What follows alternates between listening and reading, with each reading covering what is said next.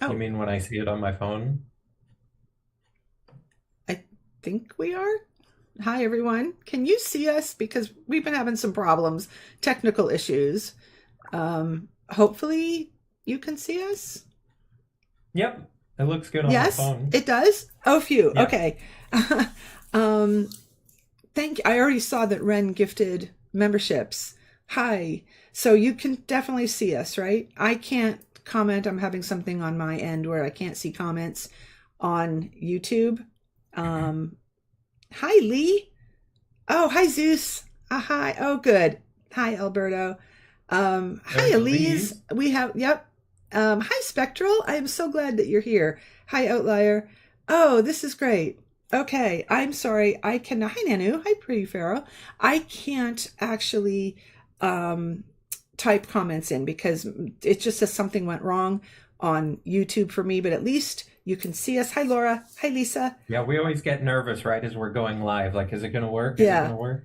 Hi, Ryan, and welcome. Hi, Mark. Mark's our other fantastic moderator who is here. Hi, Joanna. Thank you so much. Hi, Sam. I'm glad you made it. Yes, I have cut my hair and I'm going gray. So I know I look different. Thank you. Thank you. Hi, Angela. Um, so yeah, almost a new year. Nice to see you Yeah, all. nice to We see you haven't guys. streamed in Thank you, almost two Zeus. months. Yeah, I know. We've been going through a lot. Thank you, Elise. As you guys probably know, we've been through quite a lot for a whole month, and we had to. And last week, Philip ended up having an emergency at work, and he had to work for somebody to take over for somebody. So here we are. Yep, getting ready for the new year. Maybe we'll have time to talk about some of that in our members only live stream, which is right after this one. So thank you, Laura. But we do want to carry on where we left off with Cosmogenesis, which was several sessions, live streams ago, because in October we took a little break from that. And as you recall, we just did a couple sort of Like fun Halloweeny Halloween time ones, yeah. things. And on one of them, we talked a lot about the death current, which is part of Cosmogenesis. But we're now past that, and we want to pick up. Hi, save yourself. We want to pick up where we left off, and have a discussion about consciousness, basically the dawn of self awareness. So I think what I'm going to do first is just read you that little tiny description of cosmogenesis, which explores how the universe manifests and unfolds according to the patterns and principles that govern reality. I think I was going to say, that's a really nice one-liner sentence for it something so is. It complex. is. And I don't know whether I lifted that from the book somewhere or whether I condensed that. I honestly can't remember anymore. Everything is just a moosh in our heads from all the material in the book and going over it and coming up with scripts and things. So I have not seen anybody new in here. Let me switch to live chat. If anybody is new, please let us know in the chat, because one of the things that Philip and I talked about was the fact that I'm going to read to you where we left off. I wrote this out as the kind of summation of where we left off last time, so we know where we're going. And as soon as I read it, I realized, oh, there's a lot of terms in here that anybody new would not get. Hi, Bridget, would not understand. So what I did was I put it on a graphic. We don't have a lot of graphics tonight, but here's one of them. I'm going to put this up for you guys and read it.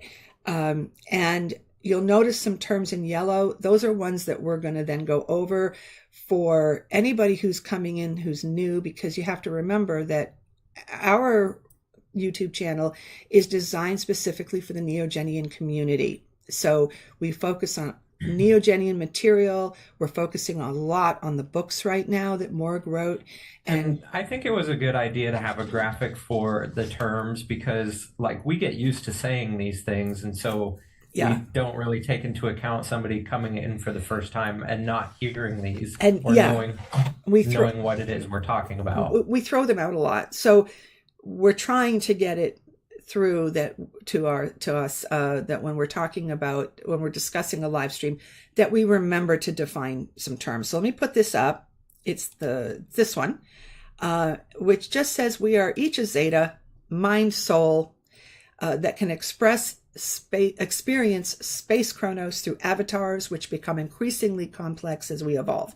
So as soon as I wrote that, I realized, oh wow, we need to stop and talk about this. Thank you, Morg. Thank you, Morg. Thank you so much. It's nice to see you here. So I'm going to take this quote down, but we're going to talk about those terms that are in yellow, Zeta, Space Chronos, and avatars, because they come up a lot. So let's just go over that quickly. Just to start with a Zeta, so as you saw in the graphic, that's kind of synonymous with mind or soul. So what most people think of as their mind or their soul, our term for that is a Zeta. And so a Zeta is a more well-defined term, and it's what you are, and it's what I am, it's what we are eternally. So a Zeta is a complete set of frequency contents, infinite frequency contents that's perfectly balanced. So a Zeta is a center of subjectivity. It's what you are, it's what I am, even beyond after I'm done being Philip Shope or you're done being Susan Mitchell. We are eternally a Zeta. It is what we are. It's the term that we use. It actually has great meaning to it with a Z and then an A following it. It's spelled Zeda, or as I say, Z. EDA, which is great because it's an ending and a beginning, the last letter of the alphabet and the first one. So it's kind of, what's the word that you love so much, Philip? Come on. Cyclical. Yes. And in nature, which is what we are. So when you hear Zeta, you can think to yourself mind, or eternal being, eternal self. You can has less religious baggage than like the word soul. But if you want to think of soul, if you want to say soul or mind, you can. We just have this term, which sort of is just a new one that means all of those things, but without coming with any particular baggage. So that's Zeta. Avatar is pretty easy.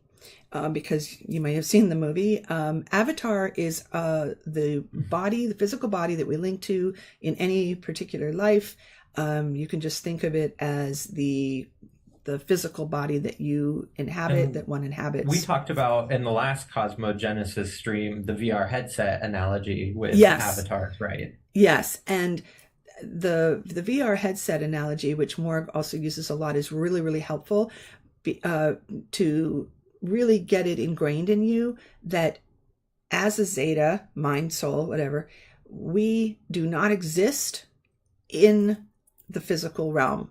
We are not part of that. We exist outside of that, but we can connect, interface with an avatar and then experience like the game world, which in the analogy, and through that, we gain experience. We grow and evolve. The mind grows and evolves from that experience, and then the more we grow and evolve, we can then interface with more complex avatars. And we're going to get into a lot more of that as we go on. Did you want to say something? Oh, well, I was just going to say, since we're distinguishing terms, why don't we also talk about sentience and consciousness? First, we just have to do the space chronos. Oh, I skipped a little bit. Oh, no, I skipped over it to do Avatar, but space chronos, it's just think space time, but we don't like to use the word. Time is a very complicated concept, and people think of it as something, as experiencing, like, we say the passage of time and motion, but motion is not only connected with time. So what we have done is, instead of saying time, we use the word chronos. Time in the Neogenian system is just another kind of space. So we understand space like space, and time is like another kind of space. So we say space chronos just to try to get people away from the word time, which can be very confusing. And we are not going to go into what time is today. That's also very new, space chronos. So if you haven't read the books, you probably have not run across that term. Exactly. But we're just going to start using it to get people more familiar with it. So please feel free to ask questions about it. But we're trying to train ourselves to use it. Hi, Melinda. Hi, John. So back to a zeta. So a zeta, as I said, is a center of subjectivity, and that means that it has sentience. So since we're distinguishing terms, we thought it might be good to distinguish between sentience and consciousness. Very good. So we have mind. We know what a mind is now. That's what we are. Collection of frequencies, all possible frequencies that has this center of interiority, a center of subjectivity. Sentience is the ability to experience qualia, to have experiences. So the taste of an apple is always used, or the experiencing the color red. Those are quale. Quali, but we like to say quale. In one of our Nexus Academy sessions, we were talking about qualia and subjective experience. And in a singular incident of qualia is called a quali. And I said, I think it would be better as quale. So whenever we talk about qualia, in my mind, I'm going, quale. Yeah, we're just fancy. That's all. We're just fancy here. Pinky up, quale. Yeah. So anyway, sentience is, and we'll get into this, I hope, later if we have time, the spectrum of just the unconscious, pure sentience, just pure being the ability to experience is where you start. And then you move up through gaining self-awareness, consciousness, going all the way up. So the next one, actually, the next word that we want to define actually is consciousness. And consciousness is a state that you achieve over time as you evolve. As a mind, when I say evolve, I'm not talking physical body evolve, I'm talking mental evolution. But through experience attached to a physical body in the holos, or like think of it this way, with the game metaphor analogy, which I really like. Just imagine you're putting on the VR headset and you're just playing in the game world a lot. You're gaining experience, you're gaining knowledge, you're leveling up. At some point, you become complex enough that you gain another state. You're already sentient, you're already experiencing, but now you become conscious. You become you have self-awareness. Just really quick, we have a really nice comment from Ryan Roy, who super chatted and said, this unlearning and relearning process is very intriguing and transformative. So thanks to all the teachers taking their time to spread this knowledge. Thank you for being here, Ryan Roy, for Thank you. Enjoying our live streams with us and our channel. Yeah, and welcome, because is this your first one? I'm not sure, but it's really good to see you here. Also, I think I very quickly thanked Ren for gifting 5 memberships in the beginning. Yeah. And I just wanted to say thank you again, because I was a little bit distracted because something's weird with my YouTube, and I can't even type in comments. Says yes, it is the first one. Nice. Thank you so much, everybody, for coming, and hopefully you will get more information about the Neogenian system. And at the moment, like I said, we're going through. Thanks, Ren. We're going through Cosmogenesis, and then we are going to move on and work on the next books. We've already done several live streams on the first 2. This is the 3rd one, which I didn't even show. This is the book we're on right now, Cosmogenesis. I hope that's the right way around. It looks backwards to me. It is backwards on the screen, but it looks right on my computer. So just getting back to consciousness, a huge part of that developing is also through metacognition, which is thinking about thinking. And honestly, Susan, I feel like every time you and I talk, we're always talking about metacognition in some form because we're always talking about this system and it takes so much thinking about thinking. We, I think we overthink about thinking. We probably do. Yeah, I think we overthink a lot of things, especially our outlines for live streams, because Yeah. we're not professionals at this, and we're always terrified we're going to forget something. Yeah, but also in terms of the development of consciousness, a huge part of that, which I know you and I have talked about, is the development of language. And Yeah, so many different concepts that arise through language and being able to interact and communicate with other minds. That's a really huge part of the development yeah, of consciousness. yeah. I think that sort of that understanding the system of being a mind, but then needing to evolve, but needing the experience in this shared Mhm. world, the holos, which we call the holos, which is where you get that, and then that gets your mind to evolve, which allows for more complex experience in the holos. So it just sort of keeps evolving, and that's what cosmogenesis, part of Yeah. cosmogenesis, is that evolution process where the cosmos itself is evolving. And I think a And huge part of that too is being able to mirror off of another entity that has consciousness and being able to introspect on yourself.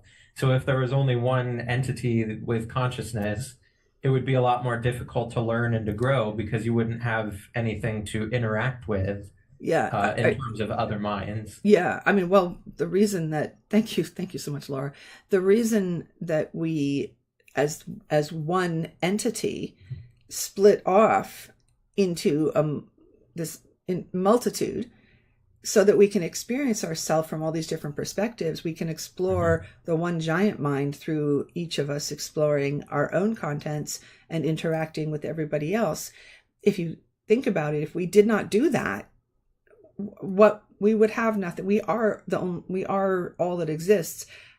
What would we interact with? What would we do? All we can do is experience our content. And when I say that, I mean that again, going back to the example of what a zeta is, which is a whole bunch of content that we can mix around and experience and grow and mix around and experience, but everyone else is doing that too. And then together we are one giant entity splitting off and doing that. I'm glad that I get to experience your content, Susan, and Oh, audience members. well, the reason that I go through that a lot, in like just saying the same thing over and over again, but also slightly differently, is because I think it seems so simple once you kind of grasp it, but when you're still working your way through trying to make sense of this and how things relate,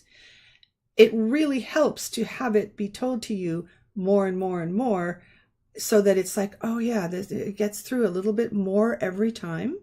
I hope that's true. Is that helpful for you guys, or is it annoying that we sort of keep going over the same thing? Because I know we always have, yeah, Zeus, that's true. Different things click for different people. That's the way I always think of it. And I know that when I'm having trouble trying to grok something, trying to grasp it, and I feel like I'm kind of on the edges of understanding, but I haven't really got it. And sometimes I don't even know the proper questions to ask to get the answer where it will click. So I think that's why it's important for us to just sort of keep at it over and over and I over think it's again. helpful, but I might be biased. Okay, so I feel like get a more nuanced understanding. Zeus, that's awesome. Hi, Eric. I think it's helpful. Okay, good. And just remember, as you guys move on with your understanding, new people will be coming in. It is repetition and learning, Angela, and I think that's really important. Just remember that you guys are going to get to a higher level of understanding, and new people will come in, and it's your input that's going to help them also to catch up and understand, but that everybody still does have to go through their process. Anyway, so where are we? What are we at? Now, since we've kind of defined consciousness and sentience, I think next we were going to talk about the hard problem of consciousness, which really should be the hard problem of sentience. Yes, so we're at the understanding that a zeta is a mind that has this subjectivity and is sentient. It comes with the territory, being sentient, not conscious. So the hard problem of consciousness, which has been around forever, I mean a long time, but actually only named. I was really surprised to find out that it wasn't that long ago, and it was David Chalmers, I think, who named it. How long ago was that? Not that long ago, but the idea of the hard problem of consciousness has been around. Hi, Pooks has been around for a long time, and that is how do you? Oops, sorry. You may have to talk, Philip. Oh, that's fine. Well, we were going to talk about the hard problem of consciousness, and that's a problem that we have because of the materialist paradigm. And so materialists, they can't explain why we can have subjective experience, and they're always going on about mind arising from brain states, and we're going to get into all of that later on. Right, that's right. Hard problem of consciousness is that if you're a materialist and you're saying that everything is just matter, little bits of marbly things that have no mental aspect whatsoever. Did you say marbly things? Yeah, little marbles. Oh, okay. Little marbles. How, no matter how you rearrange them, how do you get mind out of that? They're two completely separate things. You just can't. You can't say, oh, it's just there, or it appears, without explaining how you can get that. But also that argument is a dead end argument. Like whenever you push on materialists to try and explain how mind would arise from matter, they just they come to a dead end explanation, which we're going to get to later on. Well, we're actually going to now start. Let's talk about consciousness and how it evolves, because that's the subject of this chapter in the book that we're going over right now. So the first thing is, some people say, well, it evolves. That hi Fashida, that mind evolves. Now, if you look at evolution, Darwinian evolution says that the things that are successful, the adaptations that are productive, get carried on, right? They'll continue, right? They'll anything carried that is down through the genes or whatever. So, but if you're a materialist and you believe that the mind doesn't have any effect, how is that going to be selected for evolution? Think about that for a minute. Like how does that work? That's not an explanation. How is that going to evolve? Evolution, according to evolutionists, hi Morg, our thoughts and feelings, they don't actually do anything. They're just kind of like a byproduct of brain activity. So why would some inner experience be selected to for evolution? So basically they're just saying it's something unnecessary that just happens. It just happens. Kind of, yeah. There's no evolutionary advantage to a mind for like survival or anything. Right. Now the brain states that are associated can be selected, but not mind, that inner experience. So it's not valid to say, oh, well, mind, they're trying to sneak it in. They're trying to sneak the evolution of mind in with the rest of, physical stuff evolving. But that's, that's a no-no. You can't, it's still not an explanation for it. Okay, so then I think what we need to talk about, because we're talking about these byproducts, like steam from a steam engine. Yeah, that's really good example. And in fact, epiphenomenon, we're going to define what an epiphenomenon is. Do I have that on a? I don't think I have that on a. No, On you a. just have a couple, Okay, and so that wasn't it. an epiphenomenon is a secondary phenomenon that is that arises from a primary phenomenon, but has no influence or effect on the primary phenomenon itself, and it's like a one-way dependency, and it's a defining feature of an epiphenomenon. Okay, And we have a couple examples of that, right? Yeah, I got some examples because when you have a term like this, and it's I didn't put it on a card. Epiphenomenon. So heat generated by a computer would be an epiphenomenon. The computer is chugging away, making calculations, and it's getting hot. The heat is a secondary phenomenon that occurs with it, but it has no influence on the calculations. Now, there's one caveat with that, which would be that if your computer overheated, but we're not considering that case. See, I have my computer lifted up because mine generates so much heat. Yeah. So don't think about the fact that that would be a different situation. Just on a normal situation, it gets hot. It doesn't affect. It has nothing to do with the calculations. It's just another phenomenon that occurs alongside the calculations. Another one would be this is a good one. I didn't come up with this one. I actually asked chat for an example. The auroras, the northern and southern lights. Yeah, the aurora borealis. And that is a epiphenomenon of the interaction with the solar winds and the Earth's magnetic field. I've always wanted to see it. Are you far enough north that you can see it? I have seen it. I'm not normally, although we did have them here not that long ago, but I didn't see them. But I did see them once when I was up in New Hampshire. And I think I've told you this. I think it's something about there's been a lot of increased solar activity it's solar winds interacting with the magnetic field, and it produces this.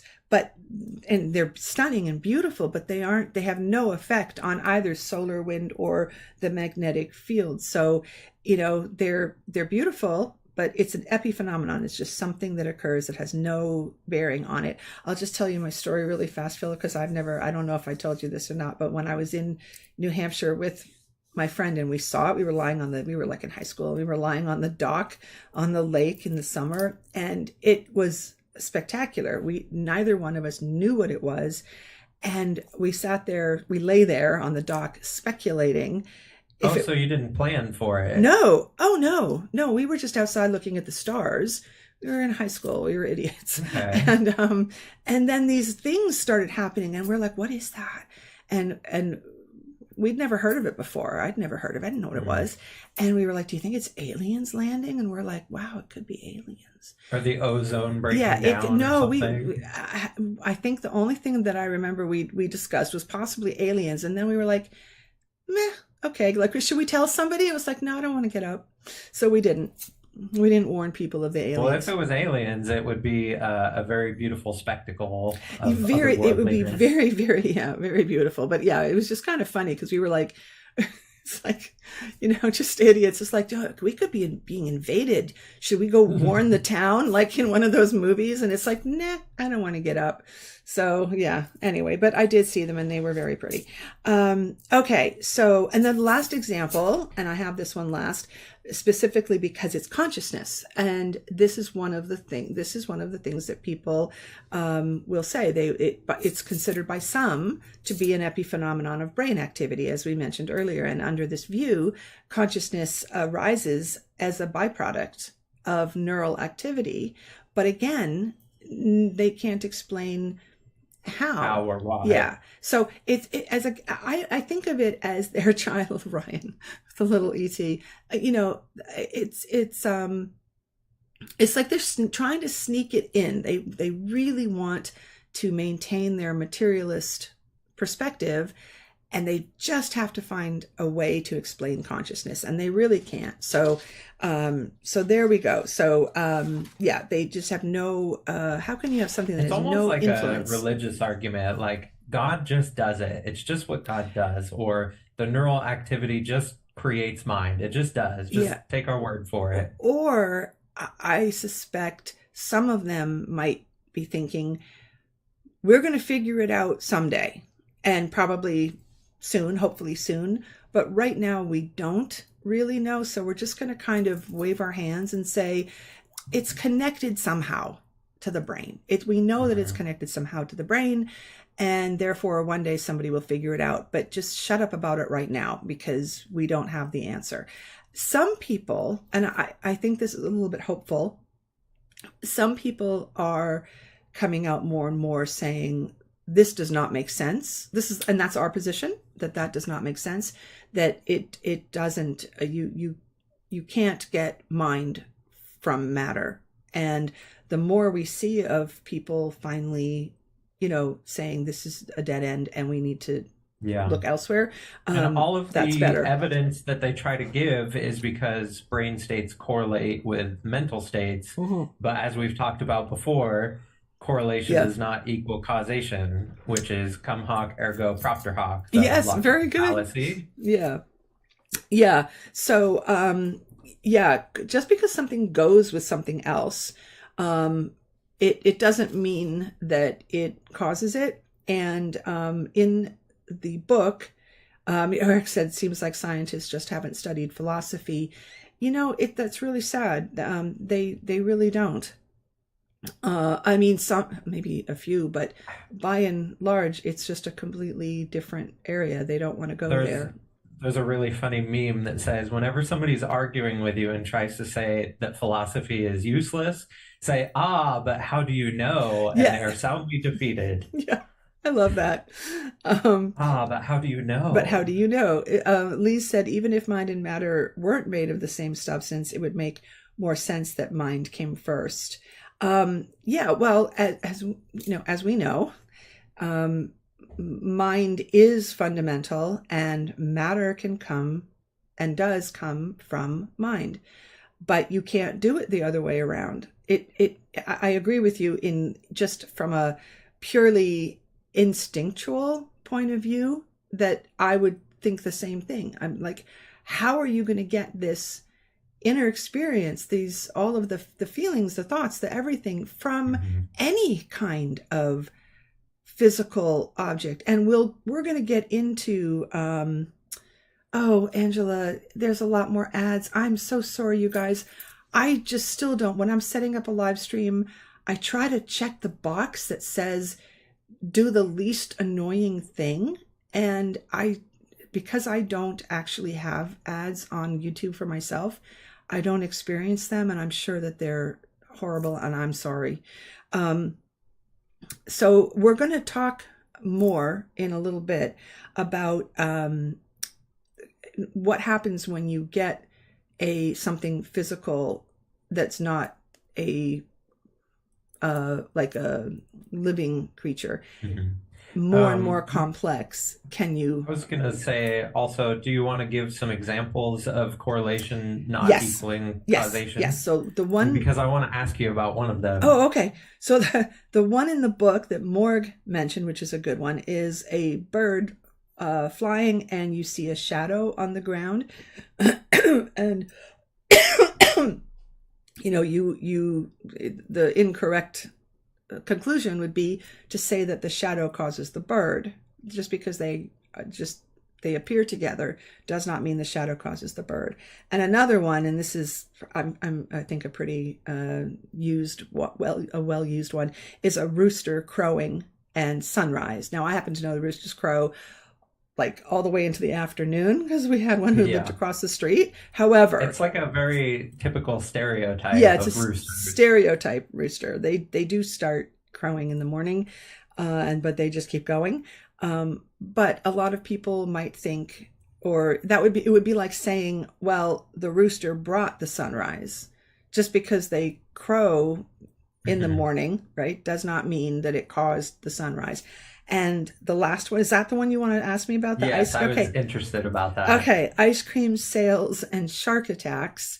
Um, yeah, they're correlated. High ice cream sales and more shark attacks. I mean, how well they're correlated, I Yeah, won't I I was won't interested say. to ask about that. Yeah, I they're probably not super correlated, but you could make a case for it. And the reason is, if you think about it, I mean, it's pretty obvious. Ice cream sales happen a lot in the summer. People go to the Hmm. beach in the summer, more people are in the water, more chance of a shark attack. Please Shark don't, attacks, I yeah, see. please don't kill sharks. And another one would be, the more, like the bigger the hospital and the more admissions they have, the higher deaths they have in the hospital. Well, hospitals don't cause death, but again, you can work it through rationally and realize that, okay, if you have a bigger hospital and more people coming, there's going to be more people who are in the end stage of life, and they are going to die, and they're going to have more deaths registered. So I think you're getting that fallacy. The correlation does not equal causation fallacy. What did Bridget say? I went to a Catholic high school. They did offer philosophy as an honors religion credit. Oh, you didn't want to take philosophy class from Catholics.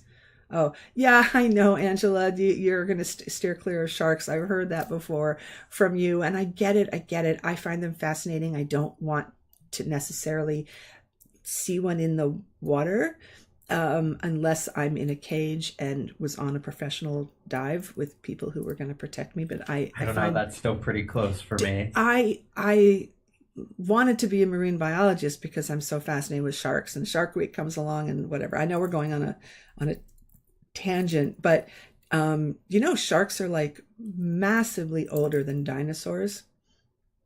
I just looked Pretty that up. interesting. Yeah, been around. They've been around for a long, long, long time.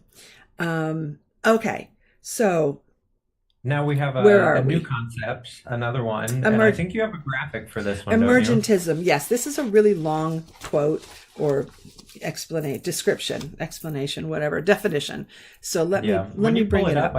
I can read it for them. Okay, I'm going to pull it up. It's Okay. So this emergentism. is emergentism, which is a philosophical and scientific perspective that explains how complex systems and phenomena arise from the interactions of simpler, more fundamental components. It asserts that these higher level properties or behaviors are not reducible to or easily predictable from the properties of the individual components. Sometimes it's nicer just to see that on camera while you're reading it.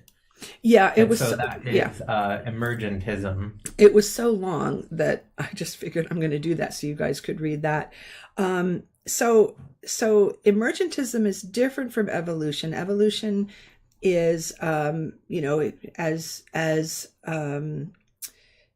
time goes on and different characteristics are selected because they're successful, and as we learned, mind is not considered something physical. There's no reason for it to be. It has no effect over the body. There'd be no reason to select it. You could select for brain states because they are a physical thing, but we know that they're not, that the mind itself, they don't consider that having any effect. So emergentism says that you start with something, and then something that's more complex emerges from it. And there are, did I get some examples of things that are emergent?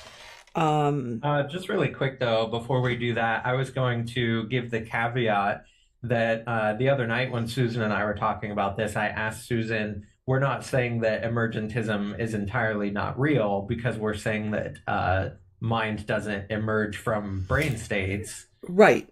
but there is still different types of emergentism. Yeah. You can look it up.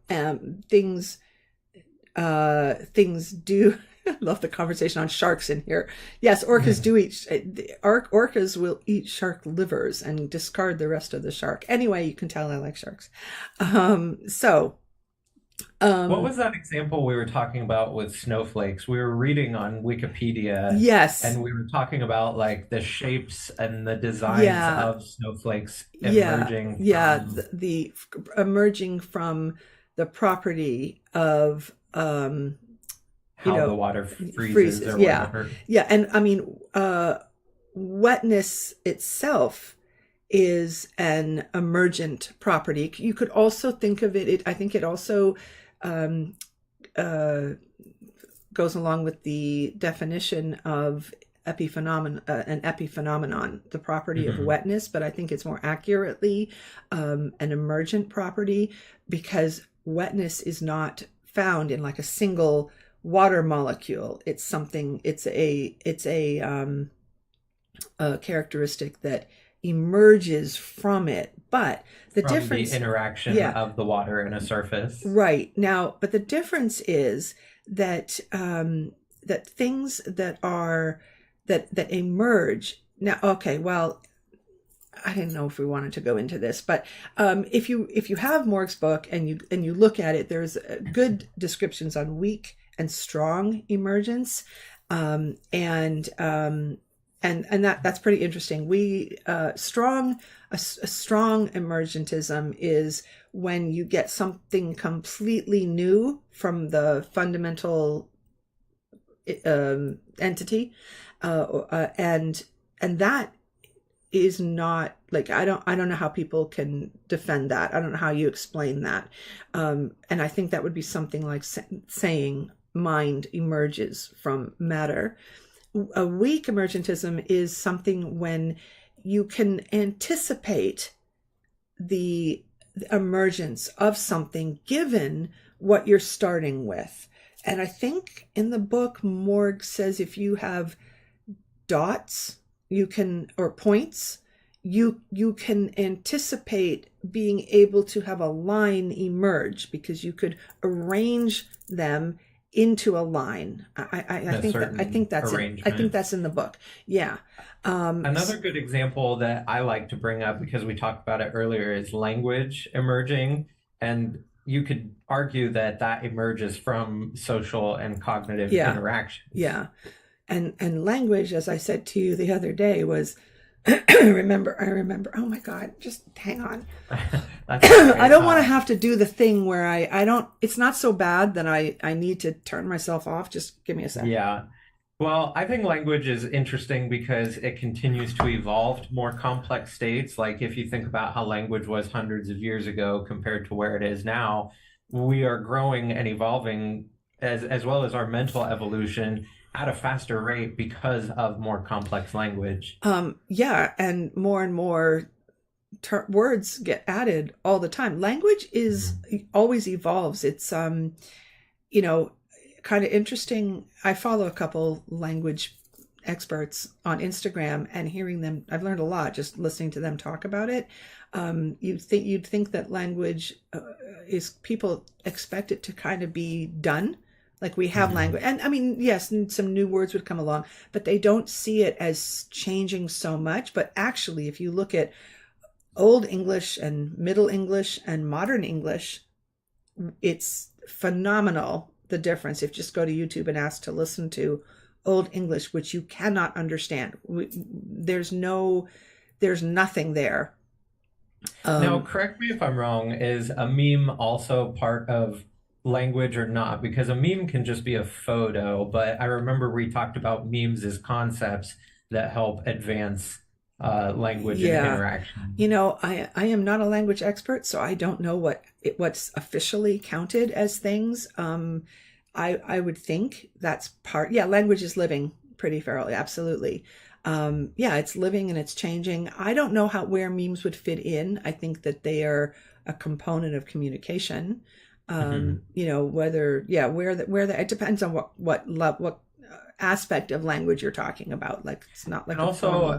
emergentism's been around for like quite a while, right? When we were talking the other night and kind of glancing over Wikipedia. I think it said it was first founded, the term anyway, emergentism in like 1875. Yeah, you were the one that that looked that up. I had not done that.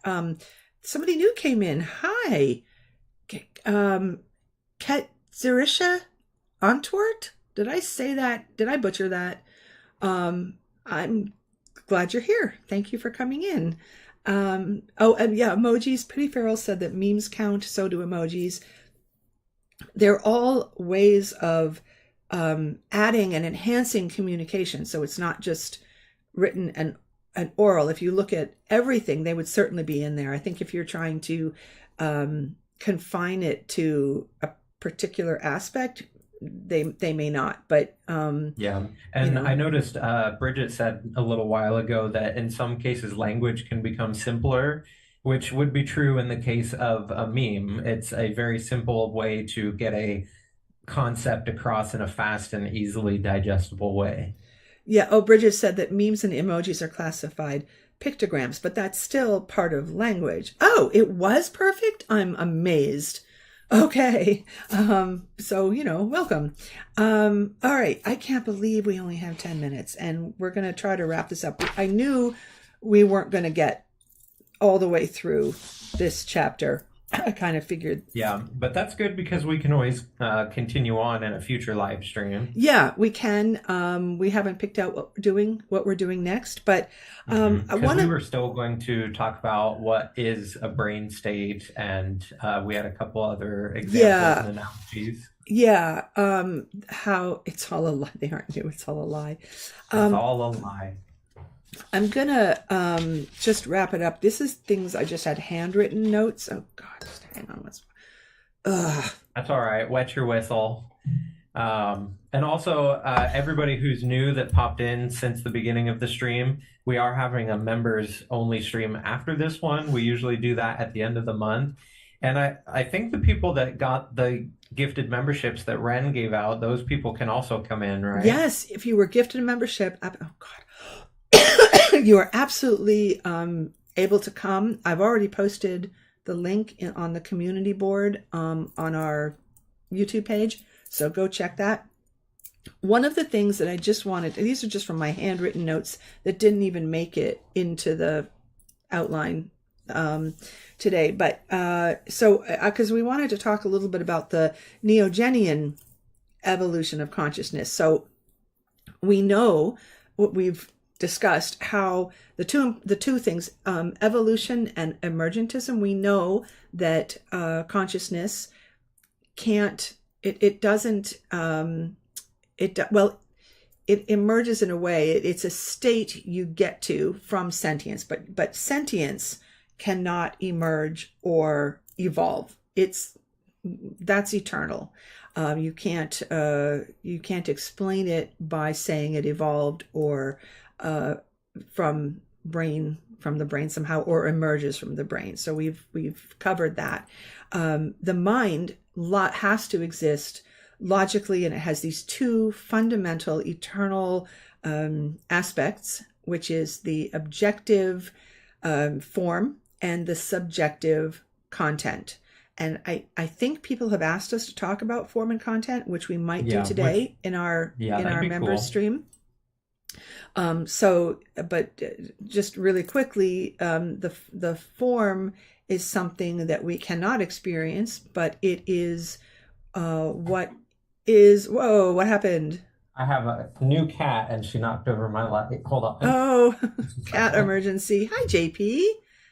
I wish you got notified. I don't understand why sometimes YouTube doesn't do that. Yeah. So yeah, Philip got a new kitty and she's very playful, and Pepper. She knocked over my lamb. Well, good catch. Objective form and subjective content. Content is what we experience, and it comes attached to form. You can't have content without form, and every form has content that we then experience. So Oh, I was going to say something and it just went out because I wanted to say Sorry, I welcome. distracted you. No, that's okay. I wanted to say welcome, Pretty Feral, to Waveform, and please come to our member stream. One of the things that I had written down that I wanted to talk about was what matter is, and we may have to do a whole live stream on this, or kind of part of a live stream. Just, is she really running around underneath you? Oh, she's done. She's Okay. done. So no, ramble away, Fashida. No worries. Matt, what the way matter comes from mind, and what matter is, can be a little confusing when we talk about matter as being a projection, and yet we are connecting to it in order to have experiences. So I think, and we only have 5 minutes, so that might be something that we either can talk about in the members, or I think it's important enough that we talk about it at another time, because talking about the fact that the brain, which is the sophisticated, complex piece of matter that we then would link to, or use as an interface to have experiences here. I think it can be. I love that analogy too. The interface. It's like putting on the VR headset, and the content is the video game in the VR that we're experiencing. But it's important to understand that the brain is part of the game world. Mm-hmm. Even though that's what we're connected to, it's not like the brain is somewhere separate from the mind and the body, and we somehow connect to the brain, which is then connected to the body. The brain is just another. Thank you, Ryan, for upgrading. The brain is just another piece of matter. It's different from like your desk and your lamp, in that it has the ability to have the mind attached to it, linked to it, interact with it, so that we can then perceive the holos through space chronos. Yeah. And if you guys are really interested in that, we could even do a video someday on form and content. And I know we're going to talk about it in the member stream as well, if you're interested. Yeah. Because it's already, we're getting already up there. Yeah, let us know if you guys enjoyed this stream on Cosmogenesis, and talking about consciousness and emergentism and epiphenomenon. If you guys liked all of that stuff, I see Zeus said absolutely. Spectral said right, it's hardware. Yes, it's hardware, and I think of it that way. Thank you, Laura. The mind is kind of like software, and the physical matter is the hardware. And that's one way of looking at it. And I find a lot of those visuals analogies are very helpful, but one thing will work for somebody and another thing will work for somebody else. Thank you, Pretty Feral says, I love this kind of content. Oh, thank you. That is nice. I know that we throw these terms around a lot, and I think it's, again, really important to keep at the explanations of how things relate, because we, I think, kind of forget sometimes how strange this system is, really. We're just so used to it. So I think trying to remember that everybody's trying to get on board with it. And will the kitten be there? Yes, Kitty will be. Maybe in the member stream. Yeah. Oh, maybe you'll show her to us because she's a cutie. Yeah. Okay. So I think we can. I think we can wrap this one up because it's probably a good stopping point. And thank you everybody for coming. We always appreciate when you come in and give us comments and thanks, Mort. Show your support. Thank you. Yay, show us the kitty. I don't know exactly where she's at. You can grab her for the members. Just a second. No, yeah. I'm glad it was helpful. I'm really glad. Oh, isn't There you go, she? everybody. There's the kitty, Oh, Pepper, you're Pepper. so Yeah, cute. She's so knocking cute. over my lamp. Yeah, she's Yeah, young. She's young, little. Oh, she's feisty. She's feisty. She wants to go run around. yeah, she's in zoomy mode. Yeah. Well, you have to, she just has to behave for like another half an hour and then you can go play with her. Yeah, Um, there you go, everybody. There's the kitty. there she's, okay, So so we're thank you for gonna, joining yeah, us. thank you so much for coming. Thank you, Mord. Thank you to people who joined. Thank you, Ren, again for the 5 memberships. That gifting memberships is such a win-win because it helps us out and it helps us pay our bills, and also it allows other people to come to the members streams. So thank you. Oh, Morg said so cute too. And Angela said looks like your cat. Oh, Yeah. nice. Oh, she's 16. Yeah, that's getting up there. We had 2, a 17 and an 18-year-old that we, oh, thank you for Sheeta. Oh, Andy got it. I don't know if Andy's here, but that is so nice of you. Exploring the Holos. Got them at Fashida. Thank you so much. Okay, you guys, we are going to take just the quickest break, and then we will hop right in. Okay, and see you in Okay. the members. All right. Thank you so much for joining us, and see you next time on the Neogenian Oculus. Bye, everyone.